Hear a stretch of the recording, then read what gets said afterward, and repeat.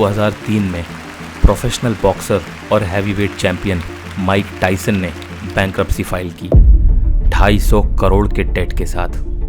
Despite इसके कि उन्होंने अपने करियर के दौरान 2500 करोड़ रुपए कमाए थे। ये एक बड़ा सवाल उठाता है पैसे के बारे में, क्योंकि हमारी जिंदगी के काफी सारे एक्शंस और मोटिवेशन का एक हिडन रीजन होता है पैसा कमाना। लेकिन अगर पैसा संभालना नहीं आता तो फिर कमाने का क्या ही फायदा। आज के टाइम में इंडियंस के पास सबसे ज्यादा लोन्स हैं आज तक की हिस्ट्री में। इसका मतलब यह है कि लोग कुछ भी नहीं सीख रहे। लोन या डेट एक इनविजिबल बर्डन होता है जो देश के सबसे वल्नरेबल लोगों के ऊपर है। ऑफ कोर्स ये स्टैटिक्स सिर्फ इंडिया के लिए नहीं है, लेकिन एक बार अपने एटीट्यूड के बारे में सोचिए। पैसा कमाना लाइफ में कैसे एग्जिस्ट करता है? आपके लिए पैसा क्या है? क्या पैसा आपकी जिंदगी में आता है और तुरंत चला जाता है? कभी पैसे की वजह से वल्नरेबल पोजीशन में आए हो, या किसी गेट रिच क्विक स्कीम के चक्कर में फंस गए हो, या किसी गुरु ने बोला कि आप उनका कोर्स लेके अमीर बन सकते हो? मेरी पूरी चैनल का एम है कि हम इन टॉपिक्स को टैकल करें। मैं ये समझता हूं कि पैसे के लिए हमारी परसेप्शन ज्यादा क्रूशियल है कंपेयर टू हमारी एबिलिटी उससे जनरेट करने की। क्या फर्क पड़ता है अगर आप 25 लाख पर ईयर कमा रहे हो, अगर साल के एंड तक कुछ भी नहीं बचता?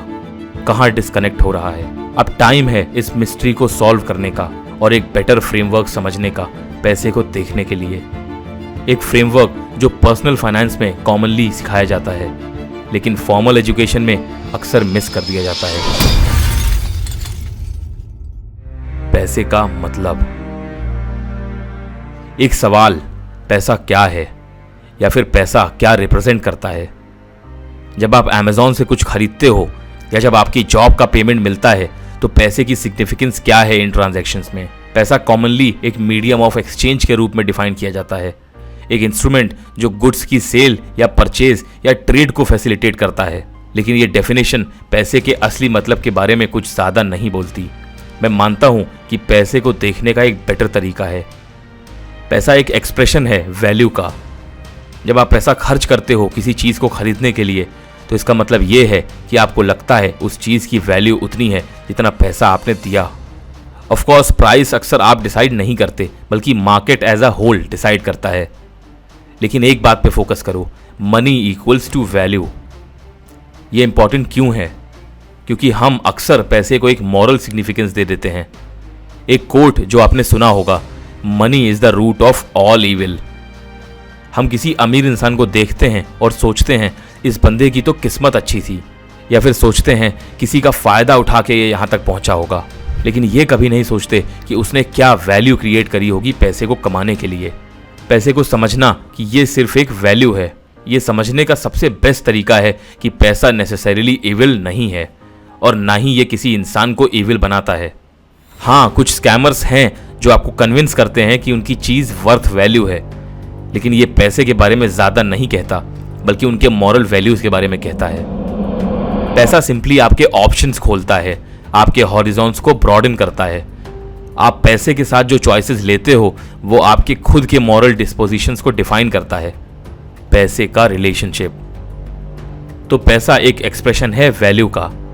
अब आगे क्या? ये किसी इंसान की रियलिटी कैसे बदलेगा जो पेचेक टू पेचेक जी रहा है, या जो क्रेडिट कार्ड लोन में डूबा हुआ है? मनी आपकी लाइफ में आएगा और चला जाएगा। ये रिलेशनशिप अक्सर आपके इनकम और एक्सपेंसेस के जरिए एक्सप्रेस होता है। एक और प्रैक्टिकल तरीका इससे एक्सप्रेस करने का है प्रोडक्शन वर्सेस कंजम्पशन। ज़्यादातर पैसा आपकी लाइफ में एंटर करता है क्योंकि आपने किसी फॉर्म की वैल्यू प्रोड्यूस की होती है, और कंज्यूम होता है जब आप कुछ खरीदते हो। नेटफ्लिक्स सब्सक्रिप्शन, नई कार या नया घर। हम एक इंसान के नेटवर्थ को देखें तो ये प्रोडक्शन और कंजम्पशन के रिलेशनशिप को दिखाता है। आपने अपनी लाइफ में कितना पैसा प्रोड्यूस किया और कितना कंज्यूम किया, कितना पैसा अभी भी आपके पास है और किसी एसेट में इन्वेस्टेड है। कौन सा पार्ट इस रिलेशनशिप का अनबैलेंस लगता है? लाइकली दोनों। कंजम्पशन की प्रॉब्लम। ज्यादातर लोगों के लिए सबसे बड़ी प्रॉब्लम कंजम्पशन में होती है। करियर बिल्डर की एक स्टडी कहती है कि 78% वर्कर्स पेचेक टू पेचेक जीते हैं, और उन्हीं वर्कर्स में से जो 25 लाख या उससे ज्यादा कमाते हैं, उनमें से 1 आउट ऑफ 10 अब भी पेचेक टू पेचेक ही जीते हैं। अब आप आर्ग्यू करोगे कि 25 लाख या उससे ज्यादा कमाने वालों को और पैसा चाहिए, लेकिन अगर आप इतनी बड़ी अमाउंट कमा रहे हो फिर भी सब कुछ खर्च कर देते हो तो आपको कंजम्पशन का रिलेशनशिप फिक्स करना पड़ेगा प्रोडक्शन से पहले।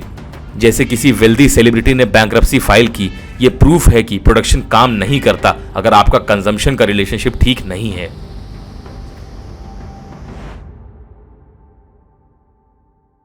रैट रेस का मतलब, एक रैट रेस क्या होती है?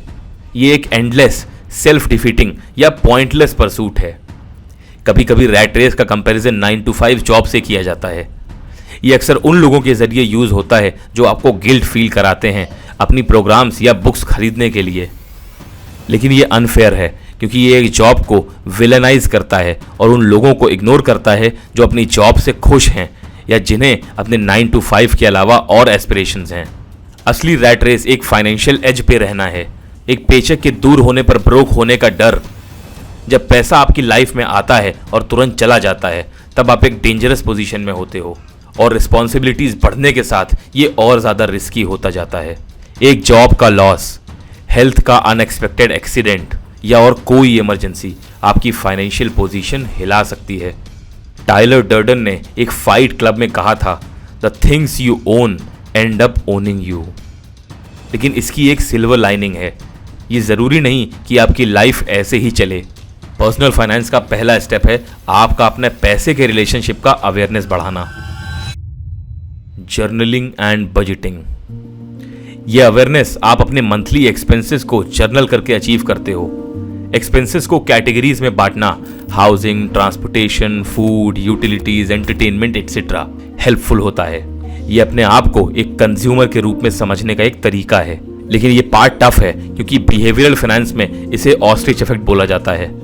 नेगेटिव फाइनेंशियल इंफॉर्मेशन अवॉइड करने की टेंडेंसी, ये वही फीलिंग है जो तब होती है जब आप एक लैविश पार्टी के बाद अपने बैंक अकाउंट का बैलेंस देखने से डरते हो। लेकिन एक बार इस स्टेज को क्रॉस करने के बाद आप अपने कंज्यूमर बिहेवियर को कंट्रोल करना शुरू करते हो। Living below your means, budgeting करने का मतलब होता है हर मंथ डिसाइड करना आप हर कैटेगरी में कितना खर्च करोगे और उस पर स्टिक रहना। इसका मतलब सिस्टमैटिकली देखना कि आप क्या कंज्यूम करते हो और उससे मिनिमाइज करने का तरीका ढूंढना ताकि आप अपनी मीन्स के नीचे रह सको। इसका एक और इम्पॉर्टेंट स्टेप होता है एक इमरजेंसी फंड बनाना। ये एक स्पेसिफिक अमाउंट होता है जो आप इमरजेंसीज के लिए सेव करते हो, 3 से 6 महीने के खर्चे जितना। जरूरी है कि हम अपने लाइफस्टाइल को अपने मीन्स के अंदर रखें, वरना हम फाइनेंशियल एज पर जीने लगते हैं। कॉग्निटिव बायसेस और कंजम्पशन, हम क्यों ऐसे लाइफस्टाइल को जीते हैं जो हम अफोर्ड नहीं कर सकते? ये कॉग्निटिव बायसेस की वजह से होता है। एक एग्जांपल है hyperbolic discounting, short term rewards को लेके लॉन्ग टर्म गेन्स के ऊपर प्रेफर करना। जैसे नए शूज लेना इंस्टेड ऑफ उस पैसे को सेव करके इन्वेस्ट करना। जैसे नई कार या और बड़ी कार लेना इंस्टेड ऑफ उस पैसे को सेव करके इन्वेस्ट करना। एक और एग्जांपल है सोशल प्रूफ, दोस्तों या पड़ोसियों को देख के वैसे ही खरीदारी करना। पड़ोसी ने बड़ी गाड़ी ली तो आप भी ले लेते हो, और सोशल मीडिया के टाइम में ये और ज्यादा प्रेवेलेंट हो गया है। Real rat race, rat race का मतलब एक 9 to 5 जॉब नहीं है, बल्कि एक ऐसे लाइफस्टाइल में फंस जाना है जिसमें आप पेचेक या मटेरियल पोजीशंस का पीछा करते हो और अपने बड़े गोल्स और एम्बिशंस को साइड में रख देते हो। बजट बनाना और अपने एक्सपेंसेस को अकाउंट करना टाइम एंड अगेन प्रूव हुआ है कि आपको इस रैट रेस से निकालने में हेल्प करता है। लेकिन इसका क्या फायदा अगर आपका कंज्यूमर रिलेशनशिप पैसे के साथ टॉक्सिक है? जो असली रैट रेस है वो है पैसे के लिए नॉन स्टॉप काम करते रहना, सिर्फ अपना लाइफस्टाइल फंड करने के लिए। प्रोड्यूसिंग वैल्यू और मनी मेकिंग। तो बात करते हैं पैसा बनाने की। ग्राहम स्टीफन या डेव रैमजी या ऐसे और भी बहुत सारे इंडियन पर्सनल फाइनेंस क्रिएटर्स आपको कंजम्पशन साइड पे काम करना सिखाएंगे।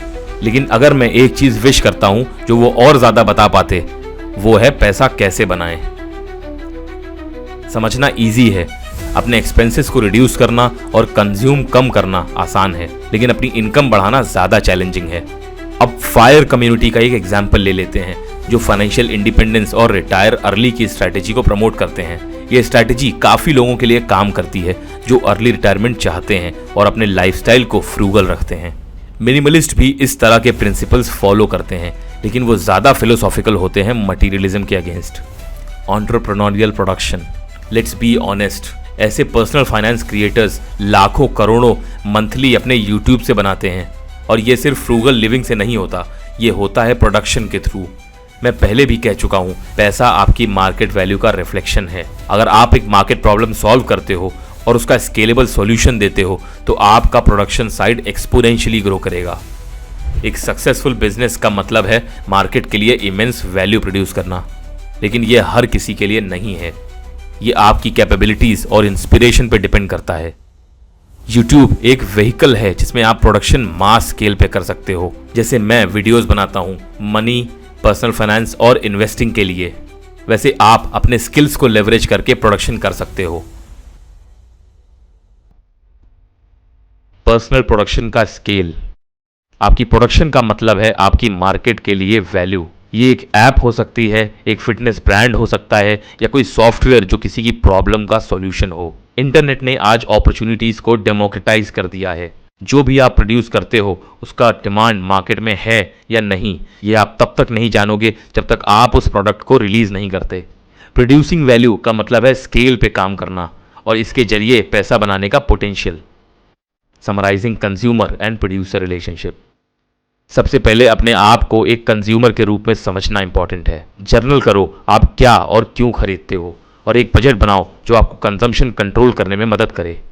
प्रोडक्शन का मतलब है जितनी वैल्यू आप मार्केट के लिए ला सकते हो उतना ही ज़्यादा पैसा आप बना सकते हो। ये एक जॉब के थ्रू हो सकता है, बिजनेस के थ्रू, या और किसी मीन्स से। ये एक फ्रेमवर्क है जो मुझे और कई लोगों को हेल्प करता है जो पैसा बनाने में इंटरेस्टेड हैं। दोस्तों, अगर आप यहाँ तक आए हो तो इसका मतलब है कि मैंने आपको कुछ वैल्यू ज़रूर दी है। अगर आप ऐसे और वीडियोस देखना चाहते हो तो लाइक करना मत भूलना और सब्सक्राइब ज़रूर कर देना, क्योंकि इस चैनल पे मैं इमेंस वैल्यू वाली चीज़ें लाते रहता हूँ जिनसे आप मनी, इन्वेस्टिंग और पर्सनल फाइनेंस के बारे में सीख के ग्रो कर सकते हैं। मेरा मिशन है कि मैं अपने फर्स्ट करोड़ की जर्नी को डॉक्यूमेंट करूं, और उसके साथ साथ मेरा विजन है कि मैं अपने साथ साथ 1,00,000 लोगों को इंस्पायर और मोटिवेट कर सकूं और अपने फर्स्ट CR तक पहुंचने में हेल्प कर सकूं। मिलते हैं आपसे अगले वीडियो में।